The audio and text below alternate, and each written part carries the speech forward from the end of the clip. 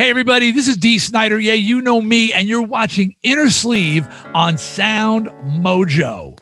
Yeah. It's episode number 31 of Innersleeve. Welcome back to the podcast. I'm your host, Cassius Morris, joined with my fellow hosts, Frank Pavan and Joe Pacheco. Good day, guys. Good day, mate. What's happening, boys? What's up? I like the accent. I know. Yeah. Well, you said good day, and it just made me think of that. But yeah, sorry. Of course, it brought you to Australia. Hey, I know it's an exciting time because Frank just had a birthday, and I'm going to be the guy to bring it up on the air. So we just want to reiterate, happy birthday, Frank. I don't know if you have anything to share from your big 25. Thank you. Yeah, big 25 quarter century mark. Feeling like I don't feel old at heart, but just the fact that I'm, I'm firmly into my mid 20s now is getting to me.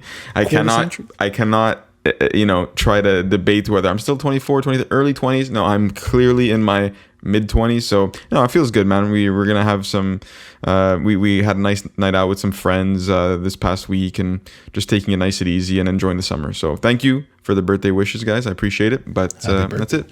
100%. We really hope you enjoyed. Old. Yeah, I know this old thing is old. Yeah, it's offensive, Joe. No, not at all. It's we had this discussion. Like it's just life, man. It's beautiful. Yeah. That's all it is. I remember somebody saying that when they turned 23 and I was 20 and they're like, "Oh, I'm getting old," and I felt the exact same way. I was like, "Get the fuck out of here!" Like, really? Stupid little story, but I remember when I turned, I think it was 25 or 20. I think 27. I think for the first 5 months, I still thought I was 27 when I was 28. Somebody had to remind me, dude, you're 28. I'm like, oh my God. It didn't click. No. It's so weird how Unbelievable. Today on the podcast, we have a super exciting guest. If you followed rock and roll music basically at all, chances are you know who this guy is. And we're honored to be joined by Dee Snider on episode 31 of Innersleeve. We have a lot of thoughts and takeaways from this interview, but before we jump into that, we do want to jump into a little piece of rock and roll news. And this is a cool piece of news. So rock and metal has, quote, dominated the album sales charts. Now, we have to be very clear about sales versus Billboard. Number one album and all that stuff, that's different. We're talking about concrete album sales. But before we break down the chart, are you guys surprised to hear this, Frank and Joe? Like, because for me, I was sort of like, wow. I mean, I wasn't expecting that. Not at all. It's just like cumulative album sales. That's what we should be paying attention to. Yes. Over 2021 or 2020, 2021. Yes. 2 years. Yeah, it says pure album sales. Yeah.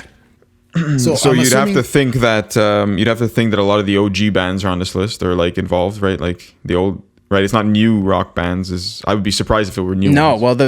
It's mostly the AC/DC, the Foo Fighters, Zeppelin, Metallica, Beatles. Yeah, okay, so that makes sense. Like they've got the longevity, right? They still resonate with a bunch of people. Well, that's it, right? It's that. That's why I'm not surprised. Like I'm happy to hear this, to be honest, but I'm not surprised because you don't see them in the top 10s, you don't see them in the top 40 even, or even whatever. But in the 200. You see them, and that's where like longevity, this is where it brings me back to my story of always saying it doesn't matter if you're not in the top 10 or on the radio right now in terms of like rock or metal, right? Because like people love you anyway. Your fans are your fans almost for life, almost, like for the most part. Yeah, so very much so. And it's strange to sort of look at this chart. Number one, and this seems to be number one on every chart, whether it's streaming, whether it's sales, as BTS, of course, Korean pop. But right under that, the top five, number two is the Beatles, number three, Metallica, number four, Queen, and number five, Fleetwood Mac.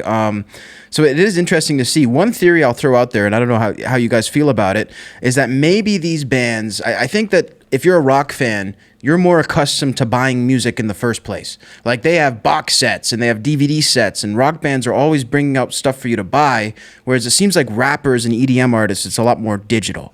Well, yeah. Well, so I think that might be a factor. I definitely say that's like, there's a high percentage of that for sure, because it's like rock was built on this foundation of like album after album. And then when CDs came out, formats changed, you had to rebuy your entire library again. So there's that. And where a lot of EDM, I mean, EDM's been around forever too, but like a lot of the more modern stuff that we see charting is like all young, so it's very Spotify and streaming. And when you think of like the rock bands you mentioned, you think of, because they've spanned so many generations at this point, but you do think of when you hear like a Led Zeppelin or a Fleetwood Mac or something, you think of people having a physical copy of their album or whatever. But the new guys, like the new rappers on the scene, the new EDM artists on the scene, you just think of their cool little artwork that you see popping up on wherever you're listening to them. You don't think of actually purchasing and maybe putting up their actual album. Like, it's a different age. I don't know if I'm explaining myself right. It's just different. But that stat doesn't, like Joe said, it doesn't surprise me because of the lasting power with these guys, with these big boys, these big bands. Yeah. I mean, like, Iron Maiden just dropped a song last week. And I mean, like, you can bring 3 generations in your family to see that band live, and they're bigger than they've ever been. It's like still pretty cool to see the Beatles too. I mean, at number 2. I mean, I guess we're saying, are we surprised? It can't be a surprise there. No, but they didn't have social media. Right. Like the artists do now. Same thing. It's funny you said that because I took away for the Metallica's Black Album has been on the Billboard 200 for 615 weeks. Wow. They've been there the longest, and number 2 was the Beatles, right? And then who else is there? There's obviously it's got to be Nirvana at some point, Nirvana was number 8 for sales this year. Yeah, but they've been. That's 11. That's almost 12 years. 615 weeks. Imagine, and Nevermind from Nirvana has been there for 532 weeks on the Billboard. And I mean, Dark Side of the Moon I think has been on the top 100. For 40 forever. Years or something. And Pink Floyd was number 6 this year for sales. Yeah. So I mean, like, it's established, right? I've always felt that way, where it's like our generation growing up, we bought music, we consumed music, we bought tickets, we bought shirts, all that stuff. So it's kind of like it's going to continue. Like, people are still going to support these bands. They're going to go out and see the shows. So, like, I've said this many times on the show. It's like, I'm not too worried about rock. I get it. There's not more like big rock icons like there used to be. Maybe that will be changed forever. Maybe we're waiting for the next Messiah, whatever. But when these bands kind of reigned, like during their prime, those were ages where you couldn't pirate stuff. So the fans who actually bought stuff, they were like true. They were true, pure, diehard fans, and it's kind of like persisted to this day. It's true. You'd have to go way out of your way to, like, I don't know, rewind a VHS and try to record the audio off of that or something. By the time you did it, it's not like it was from what I understand. So, and I remember just last thing for me, like 2019, very recent, 2019 September, Tool released their Fear Inoculum album after 13 years of not releasing an album. I don't know if they toured, but like they did tour, right? And like it came out the same week or the day of Taylor Swift's album. And like what was funny and shocking was that they took the number 1 spot. Tool, a band that hadn't released in 13 years. That's bold. They sold like from what I got, sold 270,000 equivalent albums in that week. So it pushed off Taylor Swift and all those, they call them Swifties, right? They all freaked out. Who the hell is Tool? They'd never heard of Tool right up until that point, So that I just thought that was a great. And that's massive record sales. I mean, we talk about like the highest selling artists ever right now. I think Drake's highest selling record in terms of unit sales was just over 400,000. So like Tool that's a massive sales. And not that's only insane. that, and now the last little cherry on top, because being a metalhead and being a rock guy, they were also one of the few acts that didn't have at that time in 2019 like a bundle, right? So like if you had DJ Khaled, you bought your album, you got the CD, you got tickets to the show, you may have got merch. So it's more, buy the album so that the charts go up, but you're also getting merch and CD. Whereas Tool, it was just the album, old school, traditional way, and they still hit number 1 without having any perks of saying if you buy the album, you'll get a shirt, you get a concert ticket or whatever it may be. So which is what most of them do, which is insane. Yeah, they do these bundle deals, bundles. Mm-hmm. Well, we want to know from you guys who your favorite artist is on this top 10. You could probably go back and look at the screenshot. Let us know in the comments. And also, if you're surprised, do you think that rock and roll will reign supreme next year for sales? Let us know. Dee Snider, guys, this was a fun interview, I have to say. From sitting in the pilot seat, so to speak, for this one, watching Dee, how he reacted to questions, I got a kick out of it. I mean, it looked like you guys gelled. It looked like he was very into it. And yeah, like, to be honest, going into this interview, I've heard the name Dee Snider, very like familiar name. I just didn't know much about his career, Twisted Sister, all that. But clearly from you guys, very well respected in the world of heavy metal. I love how he opened up with you, Cassius. He's just like, oh God, I've been doing a lot of just, what was it? He was trying to overdose on just listening to heavy metal or producing heavy metal. Like he's so into that. Totally. And it's his lifeblood. It speaks true to how he spoke with you. But Joe, like, what were your take on it? Yeah, I grew up when that, like, I mean, Twisted Sister was a band that already had a few albums and I guess obviously a lot of success before everybody knows We're Not Gonna Take It and I Wanna Rock came out. But I was maybe 9-10 years old when it happened, and I don't think you could be my age today and not know who they were or have heard them or that iconic drum beat and all that stuff. I don't know, man. Like, I've never been a Twisted Sister fan in terms of the music. That album I liked a lot growing up, but I think, so iconic. I mean, like, even my dad at the time, who was not a musician, loved those videos. Loved them. He'll probably still today say, "I want to rock," just like when the guy hits the guitar and he whatever. Another thing I noticed, like, man, what video today has a 2-minute intro of just like a dialogue before the song even starts? And that was like, when bands start to have videos and like not just them performing live, but conceptual videos.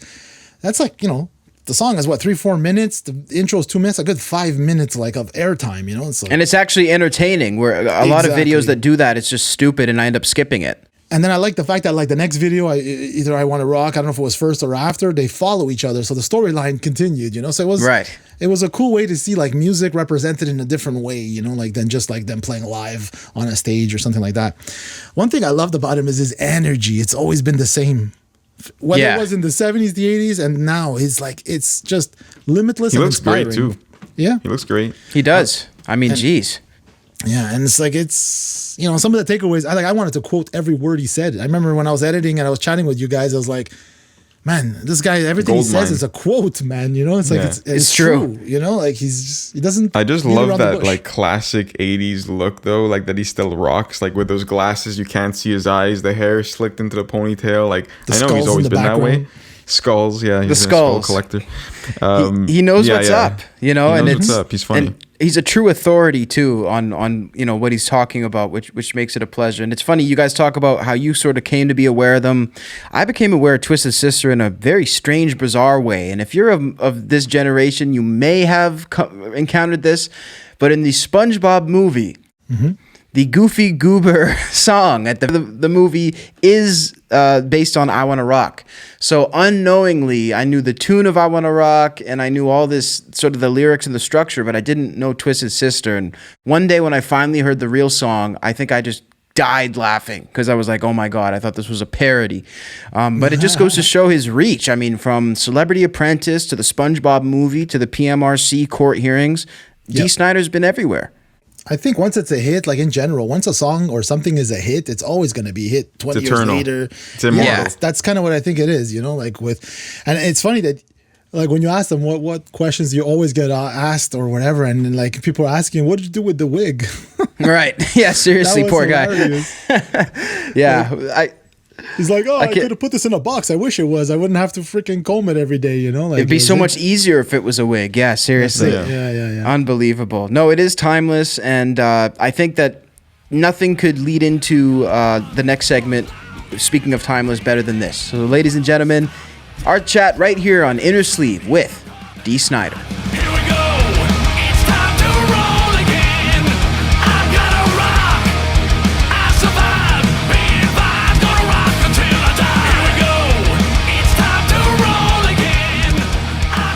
Welcome to my world. We're in Dee Snider's world. What's happening? Skull collection. That's what's happening. Growing skull collection. Yeah. What did you do during COVID, Dee? I collected skulls. I collected the arm and wishbones, not the skulls. Oh, there you go. Better. Very cool. Right. How's it going, Dee? Welcome to Innersleeve on SoundMojo. I mean, you look great, man. First of all, I just wanted to say. I feel great. I found the fountain of youth. It's called fucking hardcore heavy metal. I was going to ask you. Yeah, stay metal as fuck and you'll never get old. It does seem like it's a key. I mean, it seems to have worked for you, man. And I know it's a really exciting time with the new record coming out. I just wanted to say, as a metal fan, you can hear the aggression. You can hear the energy. This is a tremendous record. You have no idea how good it is to hear that. explaining to your listeners, during the creative process, you have two stages. Stage one is where you get in there and you start working, creating, and everybody's like, oh, wow, this is great. This is really awesome. And you're all like, yeah, this is killing. And then you cut into the process a few months and it's like, is this killing? Is it great? So the self-doubt sets in because you wonder, you're in this sort of bubble, especially with COVID, and no outside influence. And you say, are we kidding ourselves? Are we really? So it's great to have actual feedback, and the reaction's been tremendous from those who are hearing it. So and the aggression, I'm one of those voices, and that's one of the big realizations, was that I am a voice for the voiceless. Not everybody is capable of stepping up and speaking out and raging. And I realized that even though my life is fucking great, people need me to do this for them. And that's what I do. Interesting. So this was really about channeling sort of what people are feeling in a sense that's bigger than just you and your band right now. It's really about your fans and that bigger community. 100%. Somewhere during the middle of last year, during the COVID, I realized that, well, it was actually a tweet that really, it was one tweet, it's interesting. So people, you think your tweets don't matter if it's the right tweet. And I was very outspoken that, people need to step up, stand up, push back, fight back. The time for sitting on the sidelines is gone. The vast majority, which is the middle of, and it's around the world, that's like 70% of the world are moderates. They lean left, they lean right. You look at me, I'm pro women's rights, but I'm a concealed carrier, so you sort of, you're not exactly dead center, but that's where most of us are. But as a rule, we tend to follow the path. Oh, I'm sure things will work out. Right. I trust things will be okay. And the world is going crazy, and not just America, the world. And time for trusting is over. That's the line in Stand, is no more trusting. It's time to step up, speak out. And I was telling people, step up, speak out, let your voice heard. And someone said, Dee, not all of us have the platform or the ability to do what you do. Okay, so that was a big factor. Yeah, what are we supposed to do? I said, well, get behind someone who's speaking, the voice that's speaking for you. And I said, oh shit, that's me. Right. That's my job. Even though my world is great, my life is great, I'm successful and happy, that doesn't mean my job's done. I was given a gift, and so this record is speaking for those who cannot speak for themselves. Was this a different sort of process for you in terms of putting this together? Because it's thematically, it's a little bit different and sort of has variables compared to other bodies of work that you've put out. In many ways, it was a repetition of the last record, For the Love of Metal, in where for the first time I ever returned to a production team and used them again. In the past, I've always changed producers with every record. But this time I went right back to Jamie Josta and the Belmore brothers, Nikki and Charlie. And but I inserted myself in the equation. I said, not only am I ready to be a participant in the writing process and the creative process, I need to be now. I have something to say. I haven't written lyrics since the 90s, since Widowmaker. Wow. And yeah, I sort of stepped away from writing, and I said, and I need, I felt like a lot like Ice Cube. Hey, Dre, I got something to say. Right, exactly. Hey, Jamie, I got something to say. So, so while it was the same team, I inserted myself and was more involved in the process. So what about Jamie makes him that great of a producer? I mean, because that's quite the compliment that he's the only repeat producer that you've really gone to throughout your career. What were the elements that really made that the case? He's he's not unknown to many, but his range of talent is underappreciated. And I didn't even get it. When Jamie challenged me on his podcast to do a true metal record and said he'd produce, I didn't know what I was headed into. I said yes. I like the challenge. I love metal. I love the idea of returning to metal and making a real metal record again. And but Jamie's Hatebreed, and I like Hatebreed, but he's I sing melodies, and he never sang a melody with Hatebreed. There are differences there. Yeah, but when we got in the studio and started working, his musical abilities are vast. He's a writer, he's a creative, he's a lover of all forms of metal, and he was very capable he was writing the melodies. He's still writing the majority of melodies on these records.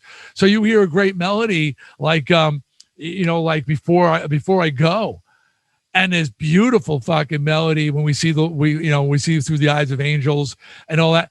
That's Jamie Johnston's melody. So and he's just got ears. He curated the last record in the sense that all these people started submitting, and he went through and submissions from so many people in the community and brought in the right pieces to make a great record. This time it was just me, Charlie Belmore, and Jamie doing the writing, but still there was curating involved. Charlie Belmore, I call him the riff monster. He just said, new record. I got riffs, and he just sent us like a mountain of riffs. And and I was like, for me, it was like, it was great. How do you choose what's what? And Jamie's like combing through yes, no, yes, no, yes, no, and helping to focus things. So he's a great producer. He's got great ears, and he's a great writer. How many songs do you typically have when you're going through them to narrow down? Is it over 20? Is it over 40? With Twisted Sister, I would bring in 20, 25 songs, and we would demo them, and then we would literally have a vote, like the band, the crew, management, everybody would pick their 10 favorite, and then the one that got the most votes, they were picked. This one, there's a mountain of riffs where it starts, but then as we refine them, we just started sort of like here's this one. I got this idea for I Gotta Rock Again. How about this riff here? Yeah, that really works. And focus, work on that one. And then not finish it, but get it. And then what's the next song we're working on?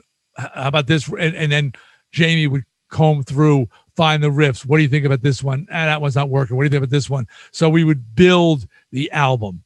To that end, Time to Choose, which is the latest single, that was we needed a bonus track. Mm-hmm. And so we went and wrote Time to Choose, but when it was done, it was like, this isn't a bonus track, this is like a lead track. Yeah, and all of a sudden it got moved all the way up, but we were, like I said, we just kept adding a song until we had the album. And you guys had the Corpsegrinder, George Fisher, on Time to Choose, of course. How exactly did that come about? Do you guys have a pre-existing relationship? Jamie did. I don't. Okay. But it was my idea. And Jamie, it was the middle of recording Time to Choose. And I was like, and we did a take, and I was like, hey, it'd be great on this track. And Jamie's like, who? I said, George Corpsegrinder Fisher. Jamie and Nikki started laughing. Go, seriously? And I go, what, you don't think so? They no, I think it's a great idea. Just would never expect Dee Snider to say, get me Corpsegrinder. Right. But I am a fan of metal in all its forms. I've stayed connected to the community, even though I wasn't writing, creating, and recording. I'm a true fan of metal, and my children are all metalheads, and they kept me going to shows and listening to music and very aware of what was going on. And I respect all the communities and their value and what they bring. And I just saw it was so heavy, and I just thought having George on there would just crush it, which it did. And Jamie calls me OGD because I'm so old school. I'm the guy, I'm such a metalhead. I'm the one saying, no, it's got to be harder. It's got to be heavier. Right. He says, D, I expect whenever I work with the heritage artists, they're always like, well, it's a little too intense. Could we pull it back a little bit? And you're going harder, harder, harder. I go, you know what? It's the fountain of youth. It is the fountain of youth. And I mean, we joke, but there is, I think, something to that. I mean, what do you do to keep yourself so energized? Because I know people who are 20 years old and they don't have the energy and the sort of the fierceness that you have. well, I'm sorry for those 20-year-olds, but you're right. Yeah. It's sad. It really is sad, but true. And look, it's just I am always doing things that I'm excited about and I'm passionate about. And if I'm not excited, then I move on. Right. And case in point. Now, don't take this wrong. Please, people, don't take this wrong. I love Twisted Sister. It's my legacy. I'm still friends with all the guys, and I'm proud of my past. But it got to a point where it wasn't invigorating. Doing a new Twisted Sister record, to me, I call that Back to the Future. Right. I didn't going Back to the Future to create another Twisted record. That didn't inspire me.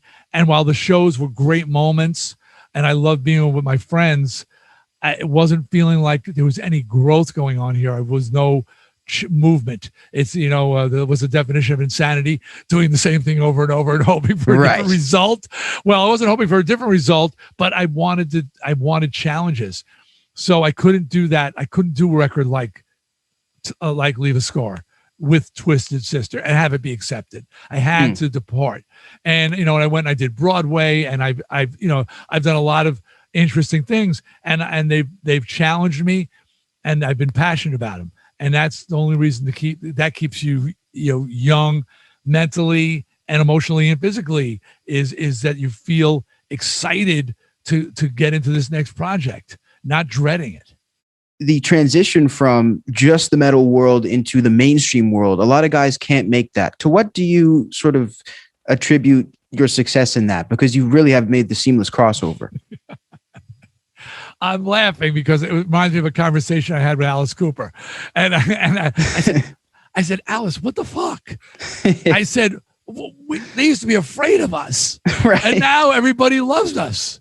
He goes, and Alice said, yeah, they get used to you. And I said, what do you mean they get used to you? He goes, you stay around long enough and people just I start to just like expect you to be there.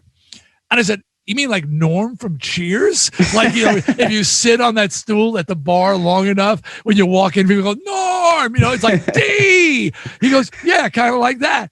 And so I think Alice believes that that's the key. Okay. Not leaving. And I think that, it's also stepping into other worlds and what reality TV was a lot of that. I counsel a lot of celebrities will call me and say, God, I want to talk to you about doing reality TV because you've done so much of it. And I said, look, this is, if you want to show people another side of you, if you want to show people, like in my case, I was stuck in this moment. Right. And that was like my snapshot. Right. Forever. Everywhere I went, people expect me to be carrying a bone. And I said, I love it. It was great. I stand by it, but I was in my 20s then. I'm fucking 50 something now, now I'm 60 something, but and I wanted to show people the growth and change and what I've been through. So I started going to other things like radio, doing morning radio and satellite radio and syndicated radio and voiceovers and narrations and Broadway and things like that. So acting. So people started to see me as like, oh, he's this heavy metal guy, but he does other things. So that really just that and sitting at the corner stool for a long time at Cheers, and people got used to me. So just that consistency and really placing yourself in that situation repeatedly. Yeah, and by the way, I saw an article in a magazine. It was actually it was like a business mag. Somebody shared with me, and it was an article on branding, and they were using Dee Snider as an example of someone who's done an incredible job branding, and they broke it down. They broke it down what I had done and how I had so like methodically inserted myself in the conversation and branded myself. And I laughed the whole time because there was no plan at all. Zero. They're making the plan for you over there. Yeah. The plan was the band broke up. Grunge came in. My career was dead. I had 3 kids and a 4th on the way. I spent all the money and I didn't know what I was going to do. So I just started doing anything and everything. I just started saying yes. So I just kept started doing radio. I just kept working and working and working. And people thought that I was branding myself. I was just desperately trying to support my family. So so there was no grand plan here. It just got lucky.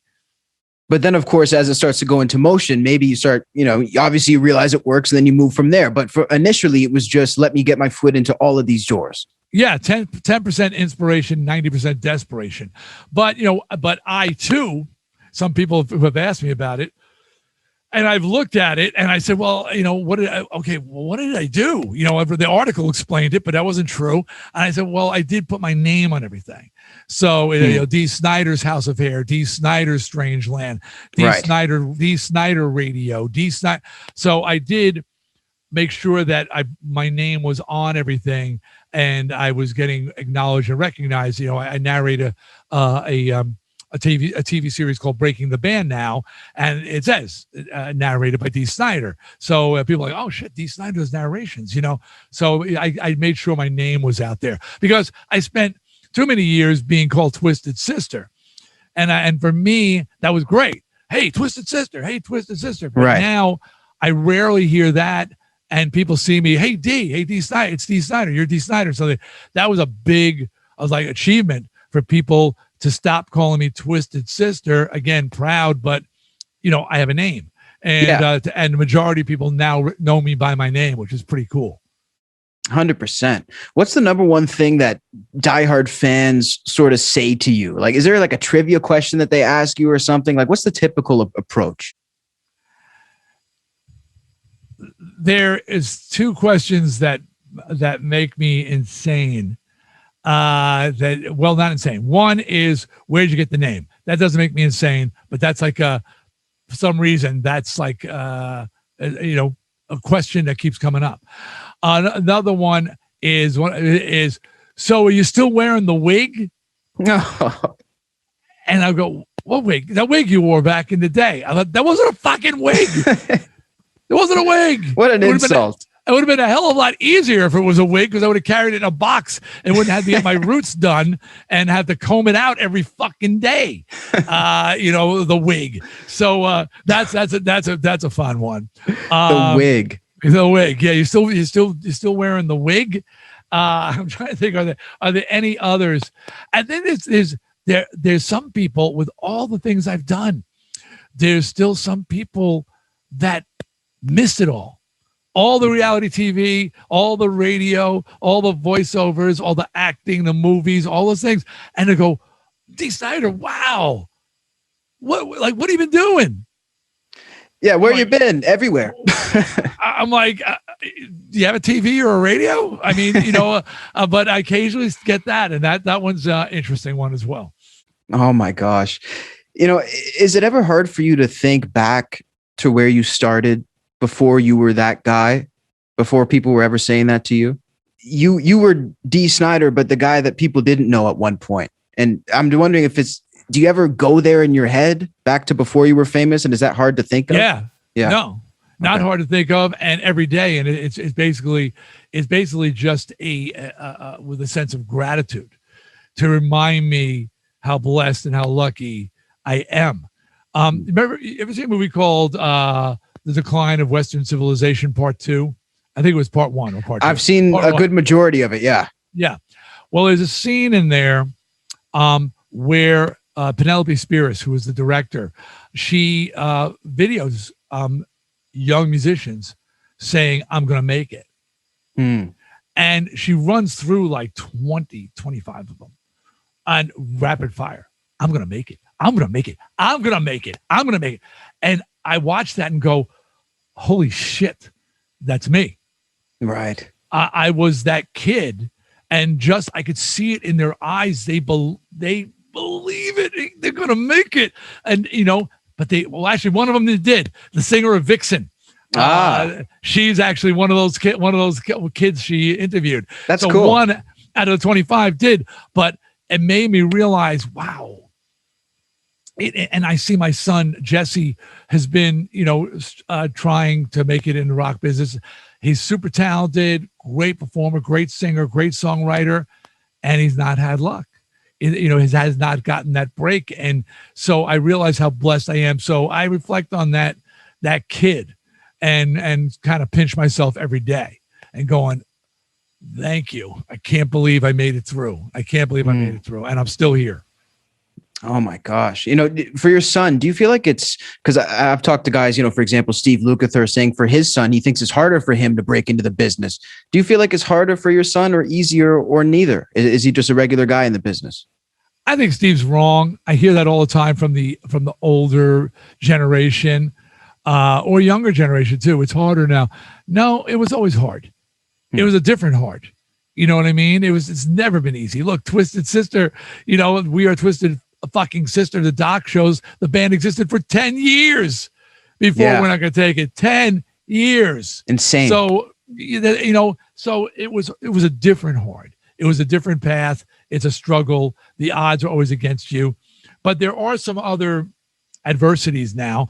I mean, the age of the rock star is pretty over, and the dream of becoming rich doing it is a pipe. They don't even think in those terms. I wanted to be a rich, famous rock and roll star in that order: rich, famous, and how am I going to get rich and famous? I like rock and roll, and I could sing rock and roll. Yes. I can't play basketball, so rock and roll. But it's not even an option. They don't think, even young bands don't even think about getting rich doing it anymore. They just hope they can afford to continue to do it in some capacity. And in some ways, as sad as that is, it's also so pure. The passion. I go to these shows with my kids, and I go to these small shows, and the passion I see on stage, it breaks my heart because it's true love of rock and roll. It's just like I said, it's not something I choose in my song, I Gotta Rock Again. It's not something I choose. I just what I got to do. Yeah. And they have to do it just the way I had to do it. My dad used to make fun of me. He says, when you put all the money you make and you put in the time, the effort, the rehearsals, the travel, you're making, this is before I was famous, you're making about 17 cents an hour. Oh, geez. And I used to say to my dad, and I would do it for free. Yeah. I said, if there was no money to be made, I would do it because I was playing bars and making a few dollars.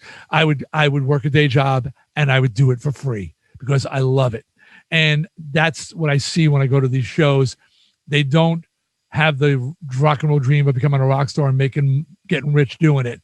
They're just doing it because what they got to do. And it's incredibly powerful.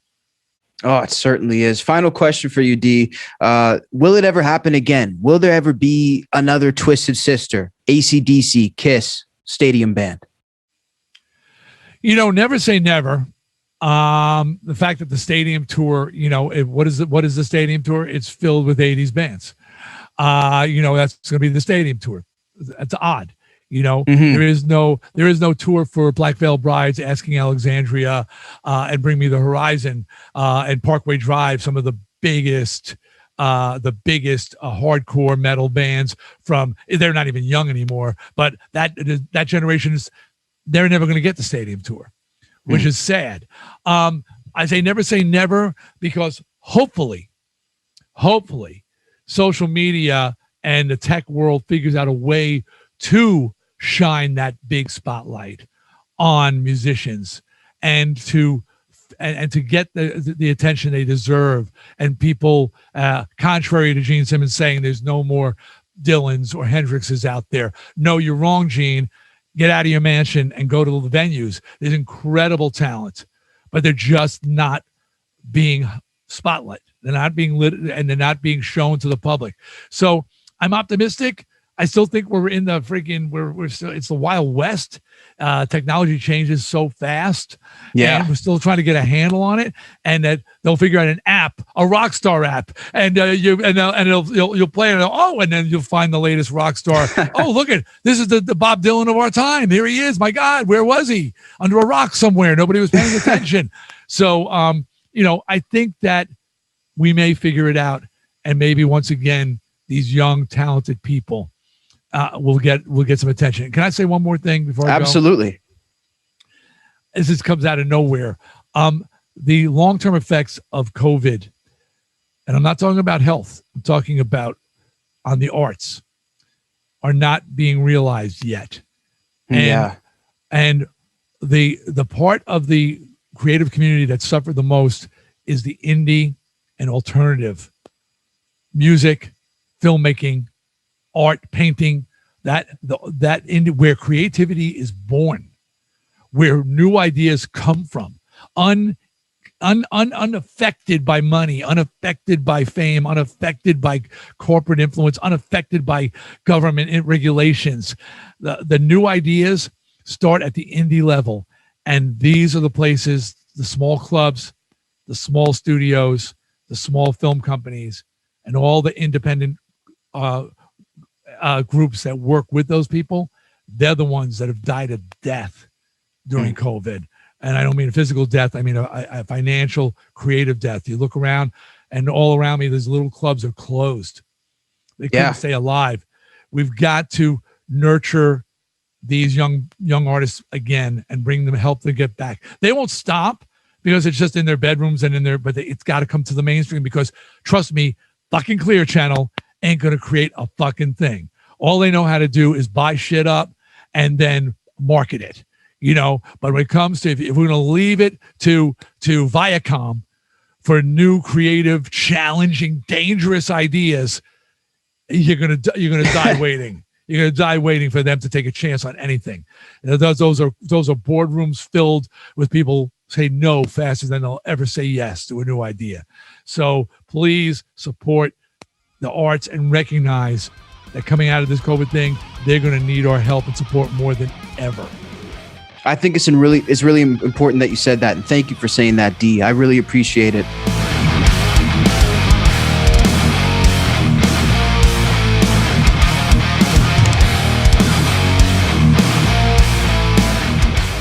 Dee Snider's brand new record, Leave a Scar, everywhere on July 30th via Napalm Records. Huge shout out to them for facilitating this interview, and of course, a huge shout out to the man himself, Dee Snider. What an honor. Yeah, totally, man.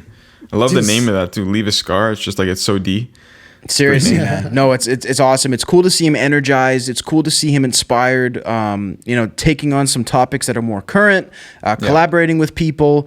That was one of the cool things that I found out actually about the Cannibal Corpse collaboration. I mean, that was sort of out of left field for Dee, and it's not something he typically does, but it seems like he was really happy with the way that collab came out.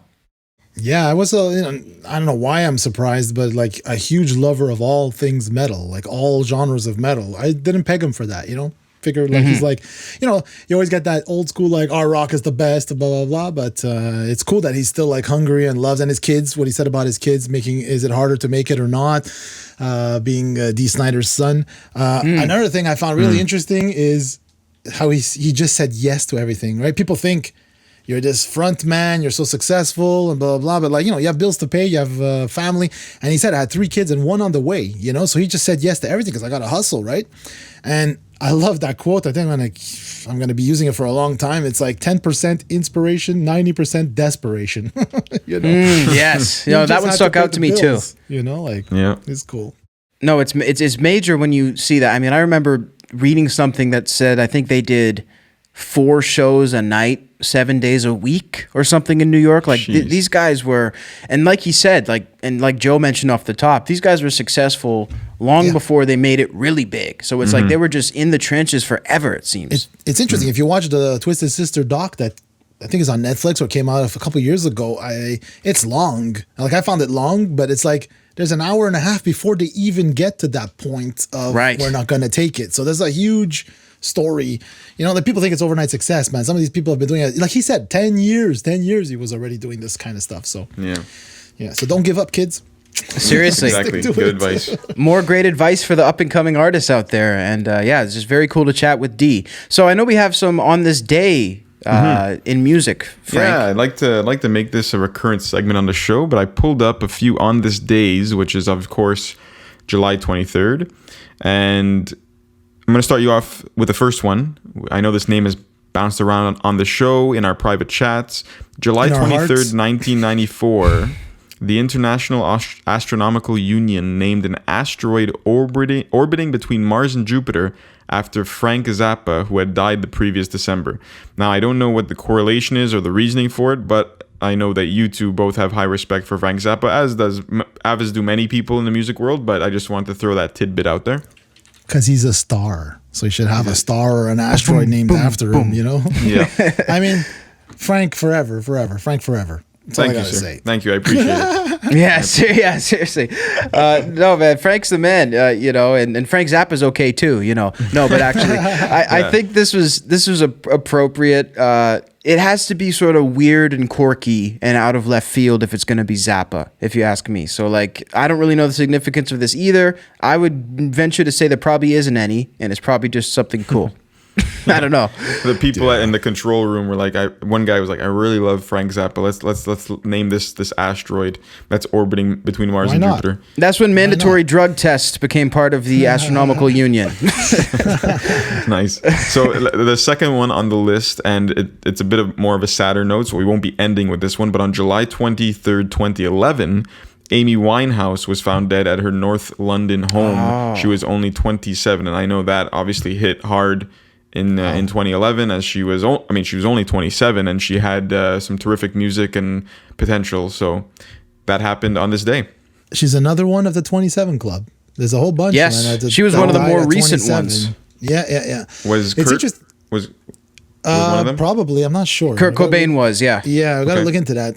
As we'll probably be working on a 27 Club episode now that I think of it. That's true. But I remember being around, like she was everywhere. You could not avoid hearing about Amy Winehouse. I got into the Daptones kind of stuff, which is around that genre, like the 50s girl, soul kind of vibe. I love that stuff. It's interesting. I just listened last night, literally, to Mark Ronson, who's her producer, who produced the Rehab with her and all that. He was on the podcast with Rick Rubin, and it was interesting to hear what he had to say about her, that it was very short-lived. He met her one day in New York. Somebody hooked up the meeting. They just started chatting, and, she started talking about stuff, and they came out with that song, Rehab, and whatever else they worked on. But he said that she was so in a good place at that point. The rehab had been, passed. She cleaned up her life and stuff, and a joy to work with. A super smart, very witty person, and it's interesting that we brought this up today. I was just listening to that podcast, so now I know I was listening to that podcast. Look at that. Cassius, that's really cool. Or?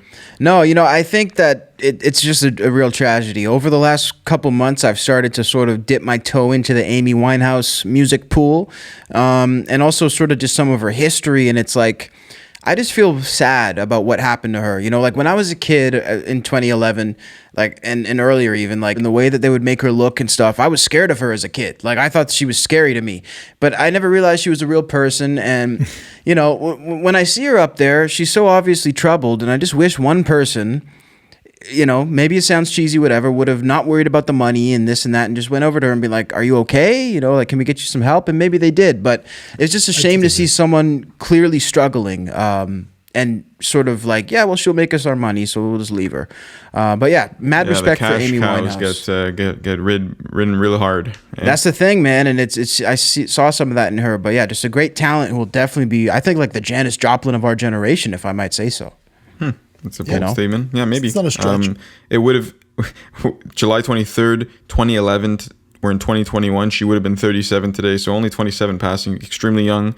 Wow. And we'll move on to the last on this day I've got for us for this episode. July 23rd, 2013. It kind of hits closer to home for us, Joe.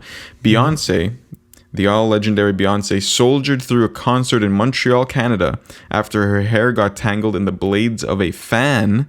The singer was performing Halo from an audience pit when the incident happened. She continued to sing her encore while security guards tried to extract her from the fan, which was mounted on the edge of the stage. So if that's not a testament to her showwomanship, I don't know what is. Yep. I've actually seen this video, and it's it doesn't just catch a little bit of her hair. It catches a huge glob of her hair. Oof, and I think they might have had to cut the hair to get her out. They had to do something. Once things get that tangled, I mean, it's a mess. Especially in the moment. The lighting is never, you can't really see, and you're in the middle of 20,000 people in an arena. That can be fun, but maybe Freddie Mercury was in the building and he said the show must go on.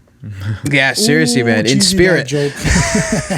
No, I think Beyonce is she is the definition of a consummate professional. I ended up with tickets to Beyonce a couple years ago, so I just went, and It was in the rain, pouring rain outside. They're dancing, singing, not even noticing that it's raining and stuff. So like, always impressed by Beyonce, I think. And yeah, what a crazy moment. It happened in Montreal. Geez.